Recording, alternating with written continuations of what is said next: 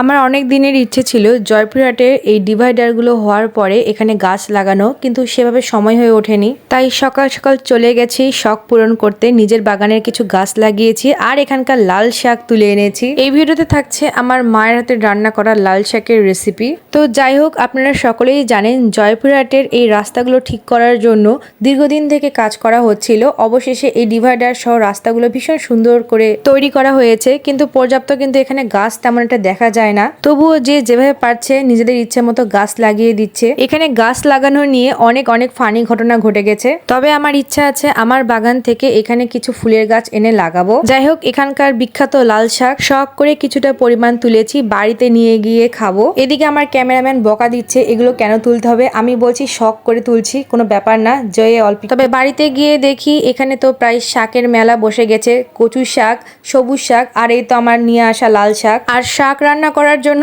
এখানে পরিমাণ মতো পেঁয়াজ, কাঁচামরিচ কেটে নেওয়া হয়েছিল। তারপর কড়াইতে তেল দিয়ে আমার মা শাক রান্না করছিল। আমি তেমন একটা রান্না বান্না পারি না, তাই মাকে দিয়েছিলাম রান্না করার জন্য। আর শখবশত লাল শাক তুলতে গিয়ে এত কম পরিমাণে তুলেছি যে এখানে আরেকটু শাক জোড়া না দিলে হবে না, তাই মা লাল শাকের সাথে সবুজ শাকগুলো জোড়া দিয়েছে। মানে এই দুটো শাক একসাথে রান্না করছে, কেননা শাক এমনিতেই তো রান্না করলে অল্প হয়ে যায়, তাই এই দুটো একসাথে রান্না করা হয়েছিল। বলতে বলতে রান্না এ তো প্রায় হয়ে গেছে, তবে সবুজ শাকটা না মেশালে এত পরিমাণ হইতো না। তো যাই হোক, এখানে শাকের পাশাপাশি আমার মা মুরগির মাংস রান্না করেছিল।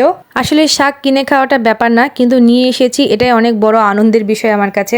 আমি শুধু বারবার মায়ের কাছে আসছিলাম আর বলছিলাম কখন রান্না হবে আর কখন আমি খাবো। তারপর এই তো এখন আমি ভাত দিয়ে আমার আনা শাক খাবো।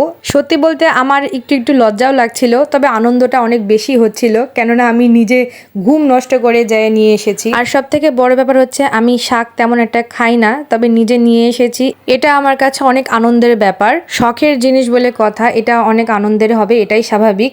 আর এখানে আমার মা ডিমের ঝোলও রান্না করেছিল। তো এবার চলুন খেয়ে দেখা যাক কেমন টেস্ট হয়েছে। আর আমি সত্যিই জানি না আমি কেন এত হাসছিলাম, আমার খুবই হাসি পাচ্ছিল খেতে বসে। তারপর এই তো শেষমেশ শখের শাক খাইলাম।